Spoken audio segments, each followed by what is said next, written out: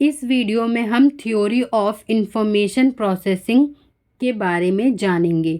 यहाँ information processing को explain करने के लिए कुछ इम्पॉर्टेंट थ्योरीज दिए गए हैं। इनको पढ़ना इसलिए ज़रूरी है क्योंकि जब हम यानी जो एजुकेटर होते हैं, जो दूसरों को एजुकेट करने के लिए कोई भी इंस्ट्रूमेंट डिज़ाइन करते हैं या इंस्ट्रक्शन डिज़ाइन करते हैं, तो उनको ये पता होना चाहिए कि माइंड किस तरीके से इंफॉर्मेशन को प्रोसेस करता है और किस सीक्वेंस में माइंड इंफॉर्मेशन को प्रोसेस करे ताकि उसको आसानी से समझ आ सके और माइंड कैसे इंफॉर्मेशन को स्टोर करता है। अगर हमें इंफॉर्मेशन प्रोसेसिंग की अंडरस्टैंडिंग नहीं होगी तो जो एजुकेटर्स हैं वो अपने डिज़ाइन की गई इंस्ट्रक्शन को एक्सप्लेन नहीं कर पाएगा और जो उनके साथ काम कर रहे हैं उन्हें भी कुछ समझ नहीं है आएगा। मतलब जो स्टूडेंट्स हैं उनको भी कुछ समझ नहीं आएगा। तो इसलिए इन थ्योरीज को जानना ज़रूरी है। ये theories means of structuring instructions हैं जो हमें बेस्ट आइडिया देता है और स्टूडेंट्स को हाई लेवल थिंकिंग और लर्निंग स्किल तक पहुंचाने में हेल्प करता है।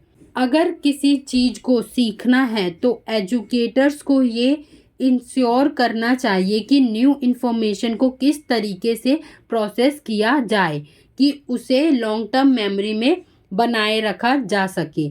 ऐसा तभी होगा जब पहले से सीखी गई मेमोरी और न्यू इन्फॉर्मेशन के बीच एलोबरेशन और कनेक्शन हो। ये देखा गया है कि जितनी ज़्यादा गहराई से इंफॉर्मेशन को जाना जाएगा, मतलब जितनी डीपली हम इंफॉर्मेशन को जानेंगे और पुरानी इंफॉर्मेशन और न्यू इन्फॉर्मेशन के बीच रिलेशनशिप होगा, उतनी ही ज़्यादा इंफॉर्मेशन लॉन्ग टर्म मेमोरी में बनी रहेगी।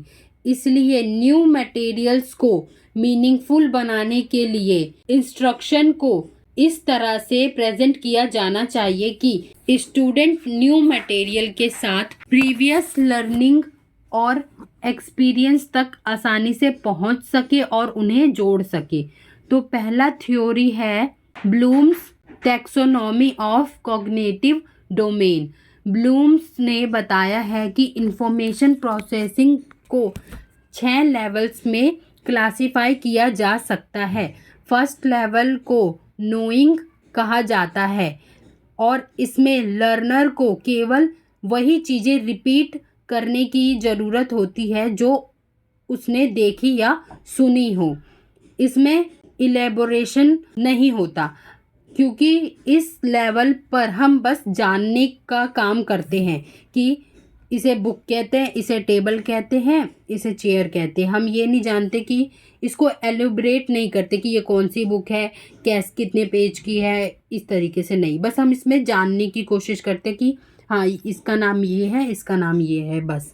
सेकंड लेवल है कॉम्प्रीहेंशन।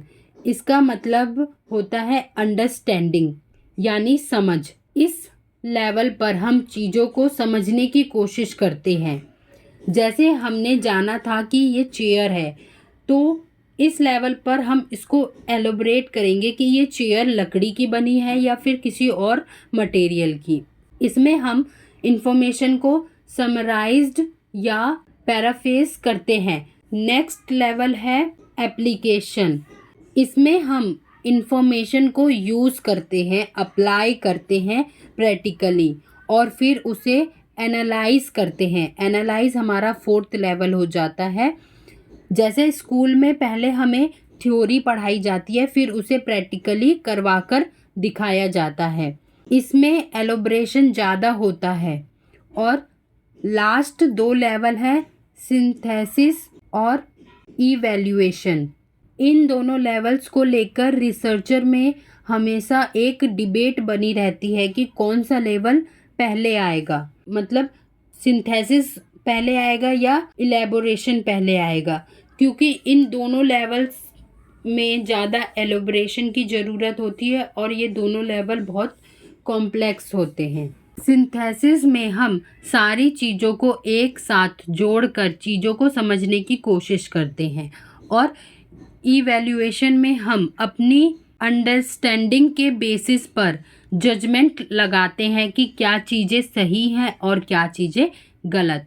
तो रिसर्चर ने ये बताया है कि पहले 4 लेवल एक हिरार्चिकल ऑर्डर में हैं, जबकि 2 लेवल्स की पोजीशन को लेकर हमेशा डिबेट होता रहता है।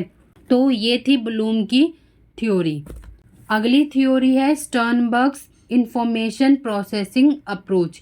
इन्होंने अपनी थ्योरी में इंटेलिजेंस पर फोकस किया है और बताया है कि इंफॉर्मेशन प्रोसेसिंग स्टेजेस में डिवाइड नहीं है। और इन्होंने अपनी थ्योरी में ये भी कहा है कि चिल्ड्रन और अडल्ट्स की लर्निंग सेम तरीके से होती है, उनमें डिफरेंस नहीं होता। और इन्होंने कॉग्निटिव डेवलपमेंट को नोविसिस टू एक्सपर्ट प्रोग्रेशन के रूप में दिखाया है, यानी जैसे जैसे जो नौसिखिए लोग होते हैं बातचीत और सीखने से बेहतर बनते जाते हैं, वैसे वैसे वो लोग हायर लेवल पर लर्निंग करने में एबल होते रहते हैं। फीडबैक सेल्फ मॉनिटरिंग चेंजेस को इफ़ेक्ट करती है। इस थ्योरी में इंटेलिजेंस में 3 तरह के इंफॉर्मेशन प्रोसेसिंग कंपोनेंट्स शामिल है। पहला मेटा कंपोनेंट्स, दूसरा परफॉर्मेंस कंपोनेंट्स और तीसरा नॉलेज एक्विजिशन कंपोनेंट। स्टर्नबर्ग के मॉडल में ये तीनों कंपोनेंट लर्निंग और कॉग्निटिव डेवलपमेंट को इजी बनाने के लिए एक साथ काम करते हैं। तो पहला है meta component. Meta component are executive in nature, यानी ये गाइड करते हैं प्लानिंग और डिसीजन मेकिंग में। जो लोग अपनी प्रेजेंट की प्रॉब्लम को सॉल्व करने के लिए पास्ट एक्सपीरियंस का यूज़ करते हैं, तो यानी वो अपनी मेटा कंपोनेंट्स का यूज़ कर रहे हैं।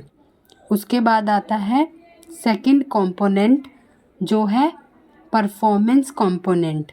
इसका मतलब है जो भी आपने एक्शन लिया है प्रॉब्लम को सॉल्व करने के लिए, इसमें एक्शन इंक्लूड होता है, यानी हमने प्रॉब्लम को सॉल्व करने के लिए क्या एक्शन लिया है वो। तो मेटा कंपोनेंट के बाद हम परफॉर्मेंस कंपोनेंट का यूज़ करते हैं और परफॉर्मेंस कंपोनेंट करते टाइम हम उस एक्शन के मेरिट्स और कॉन्सिक्वेंसी के बारे में भी सोचते हैं, यानी उसके बाद क्या अच्छा या क्या बुरा होगा उसका भी सोचते हैं। तीसरा कंपोनेंट है नॉलेज एक्विजिशन कंपोनेंट। इसका मतलब है न्यू इन्फॉर्मेशन को लर्न करना। इसका यूज़ बस प्रॉब्लम सॉल्विंग के लिए नहीं किया जाता है।